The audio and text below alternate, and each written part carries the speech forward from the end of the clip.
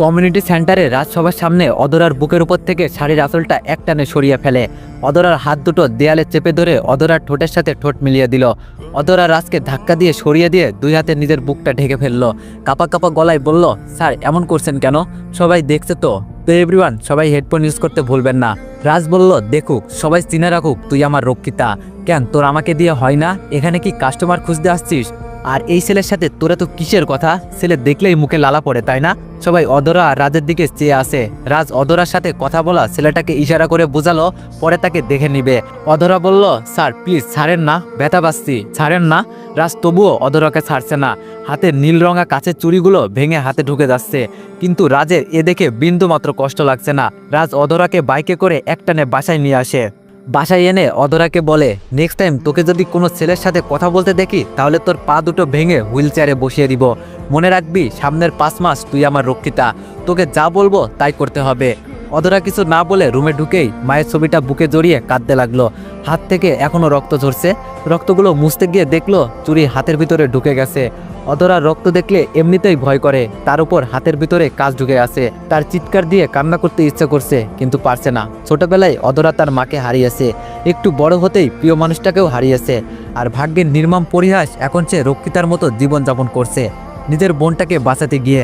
আর রাজ সবটা জেনেও অদরার সরলতার সুযোগ নিয়েছে। অদরা সেই বৃষ্টি ভেজা রাতের কথা এখনো মনে পড়ে, যেদিন ডাক্তার বলে তার একমাত্র ছোট বোনটার একটা কিডনি ড্যামেজ, আরেকটা ড্যামেজের পথে। ডাক্তার বলেছে অনেক টাকা লাগবে। কত জায়গায় চাকরির অ্যাপ্লাই করেছে, অনেক চাকরি দেওয়ার নাম করে কুপ্রস্তাব করেছে, কেউ চাকরি দেয়নি। রাজ অদরার কাছে সবটা শুনে বলেছিল বোনের চিকিৎসার যা টাকা লাগবে সে দিবে।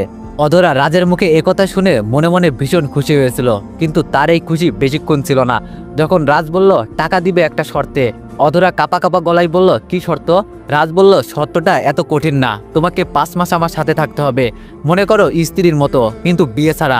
রাজের কথাটা শুনে অদরা রাজের গালে ঠাস করে চর বসিয়ে দিয়ে বলতে লাগলো, জি আপনাকে অনেক ভালো মনে করেছিলাম, কিন্তু আপনি এতটা খারাপ আগে জানতাম না।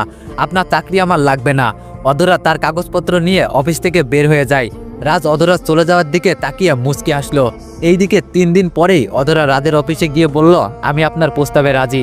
রাজ সাথে সাথে অদরার মাথা টেনে নিজের ঠোঁট দুটি অদরার ঠোঁটে মিশিয়ে দিল। অদরা বাধা দিতে গিয়েও পারল না। এইদিকে কিছুক্ষণ পর রাজ রুমে এসে দেখে অদরা কান্না করছে। রাজ বলল, এই তুই এখানে কান্না করবি? যা আমার জন্য ডিনার রেডি কর, নয়তো বেল্টের বাড়ি খাবি। অদরা মাথা নিচু করে হ্যাঁচুচক জবাব দেয়। কোনো রকম তাড়াহুড়ো করে রান্না করে টেবিলে খাবার পরিবেশন করে। রাজ খাবার মুখে দেই বলল, এই রক্ষিতা তুই এসব কি রান্না করেছিস? এই বলে অদরার মুখটা ভাতের উপরে চেপে ধরল। অদরা বলল, ভাইয়া ছাড়েন, আমার লাগতেছে, প্লিজ ছেড়ে দেন। রাজ বলল, এই কি রান্না করেছিস? এইসব তো কুকুরেও খায় না। আজকে রাতে তোর খাবার বন্ধ। পার্টিতে নিজের চেহারা দেখাতে যাস, তাই না? 1x হচ্ছে সবচেয়ে বিশ্বস্ত বুকমেকার, যা পিএইচডি এবং সিরিয়া অ্যাপের অফিসিয়াল পার্টনার। 22 মার্চ থেকে ইন্ডিয়ান প্রিমিয়ার লিগ শুরু হতে চলেছে এবং এটি সবচেয়ে বড় সুযোগ আপনার প্রিয় দলকে সমর্থন করার। এই অ্যাপসে আপনি cricket, football, tennis live match দেখতে এবং তাদের স্কোর ভবিষ্যৎবাণী করে সহজেই অর্থ উপার্জন করতে পারবেন। সেই সাথে BMW গাড়ি, আইফোন, ল্যাপটপ এবং আরও অনেক নগদ পুরস্কার জেতারও সুযোগ রয়েছে। এই অ্যাপটিতে আপনি crush crystal, under and over 21 ইত্যাদি গেম খেলে সহজেই আয় করতে পারবেন।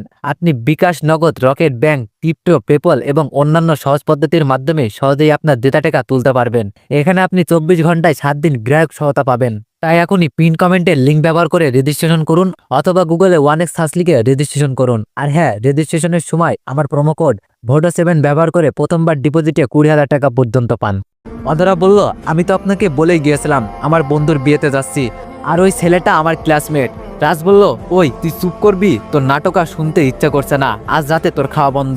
অদরা আর কিছু না বলে ওয়াশরুমে গিয়ে মুখটা ধুয়ে শুয়ে পড়ে। এইদিকে কিছুক্ষণ পর দরজায় নক করে রাজ। অদরা দরজা খুলে দিতেই রাজ একটা নীল রঙা শাড়ি অদরার দিকে ছুড়ে দিয়ে বলে, এটা পরে নাও, আজ রাতে তোমার সাথে বিয়ে ছাড়া ফুলসজ্জা হবে। রাজের কথা শুনে অদরার বুকটা স্যাঁত করে ওঠে, চোখ থেকে নিজের অজান্তেই অশ্রু গড়িয়ে পড়তে লাগে। রাজ বলল, কি হলো, তুই শাড়ি পরবি নাকি বাসা থেকে বের হয়ে যাবি? দেখ, কেউ তোকে এই কয়েক মাসে 10 লক্ষ টাকা দিবে না, এখন তোর ইচ্ছা, চাইলেই চলে যেতে পারিস, না হলে বউ সেজে বসে থাকতে পারিস, আমি একটু পর আসছি। রাজ শাড়িটা অদরাকে দিয়ে বের হয়ে আসলো। রাজ জানে অদরা তার সব সত্য মেনে নিবে, কারণ তার বোনকে বাঁচাতে হলে এছাড়া আর কোনো রাস্তা নেই। এইদিকে রাজ কিছুক্ষণ পরে রুমে গিয়ে দেখে অধরা শাড়ি পরে খাটে বসে আছে। রাজ রুমের দরজা লাগাতেই অধরার শরীরটা কেমন যেন করে উঠল। রাজ আস্তে আস্তে তার দিকে আসছে, কাছে এসেই অধরার বুকের ওপর থেকে শাড়িটা টান দিয়ে সরিয়ে ফেললো। অধরার ভয়ে হাত পা কাঁপছে, মনে মনে আল্লাহ আল্লাহ করছে। এক হাতে শাড়ির আঁচলটা টান দিয়ে যখনই বুকের উপর জড়িয়ে নিবে এমন সময় রাজ বলল, কি এমন ভয় পাচ্ছিস কেন? আমার আগে কতজনের সাথে এরকম করেছিস?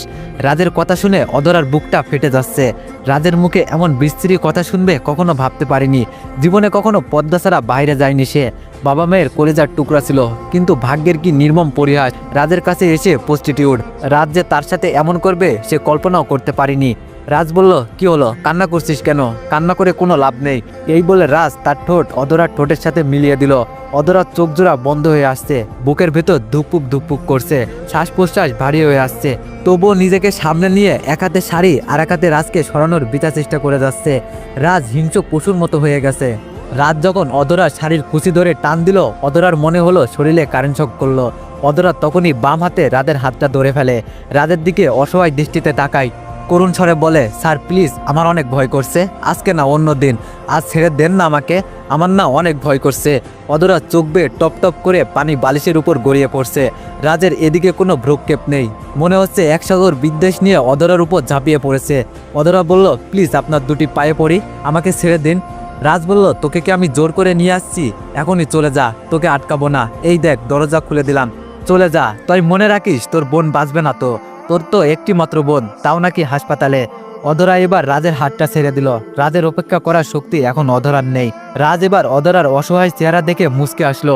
অধরার অসহায় চেহারাটা রাজের কাছে বড্ড বেশি ভালো লাগছে। মনে হচ্ছে সব সৌন্দর্য অধরার মুখে এসে ভর করেছে। রাজ নিজেকে কন্ট্রোল করতে পারছে না। অধরা চোখ বন্ধ করে আছে, মনে মনে আল্লাহকে ডাকছে। আল্লাহ ছাড়া আর কেউ তাকে রক্ষা করতে পারবে না। রাজ যখনই অধরার শাড়ি খুলতে যাবে এমন সময় বলল, রাজ আমার পিরিয়ড চলে, আপনাকে অনুরোধ করছি প্লিজ আজকের মতো আমাকে মুক্তি দিন। রাজ অধরার কথা শুনে তার উপর থেকে উঠে পড়ল আর রুম থেকে বের হয়ে গেল। রাজ চলে গেলেই অধরা কয়েক গ্লাস পানি খেয়ে নিল। ভয়ে তার গলাটা শুকিয়ে গিয়েছিল। রাতে আর অধরার ঘুম হলো না। সারা রাত এটা ওটা ভেবেই পার করে দিল।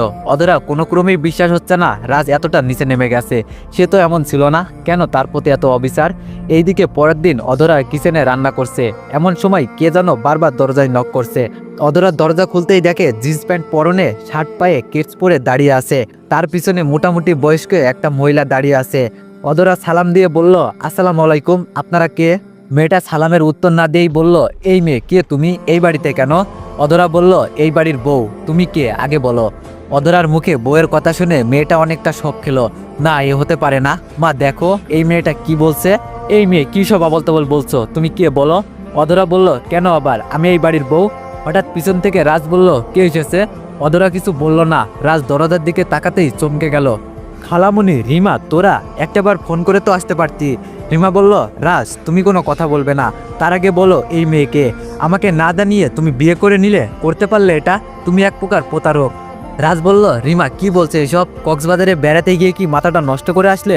রিমা বলল, আরে এই মেয়ে দরজা খুলেই তো বলল সে তোমার বউ। রাজ বলল, আরে বউ না, বাড়িতে কাজের মেয়ে নেই, তাই ভাবলাম একটা কাজের মেয়ে রেখে দিই। তোমরা বাইরে কেন? খালামণি ভিতরে আসো। রিমা ঘরে ঢুকতে সময় অধরার পায়ে পাড়া দিয়ে বলল, সরি কাজের বুয়া। অধরা কিছু বলল না, শুধু রাজের দিকে তাকালো। এইদিকে রুমে এসে রিমাকে ওর মা রামেলা বলল, রিমা মেয়েটার হাব ভাব ভালো মনে হচ্ছে না, এটাকে বাড়ি থেকে তাড়াতে হবে। রিমা বলল, আরে মা চিন্তা করো না, এটাকে তাড়ানো আমার 1-2 ব্যাপার।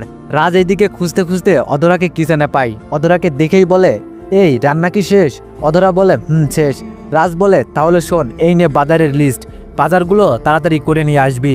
অধরা রাজকে কি বলবে বুঝতে পারছে না, মাথা নিচু করে দাঁড়িয়ে আছে। রাজ বলল, এই কি হলো, কথা বুঝিস না? এই নে লিস্ট, এই নে টাকা, আর শোন ওই দিনের মতো